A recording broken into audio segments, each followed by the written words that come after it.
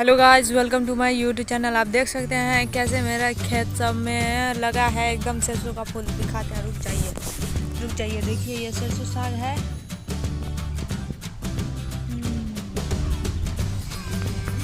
हम तो धान को दौनी करवाने के लिए आए हैं। ये मेरी सिस्टर है, देखिए। ये मेरा कलम सब है, इसमें आम बहुत फरता है। यह है लरूबा आम। इसमें इतना आम फटता है कि पेड़ एकदम से नीचे गिर जाता है।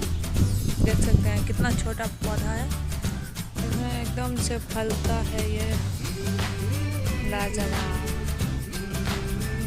देखिए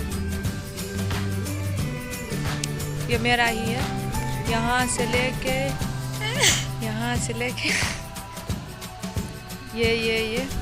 ये पूरा मेरा। देख सकते हैं कितना कुछ नहीं है मेरा।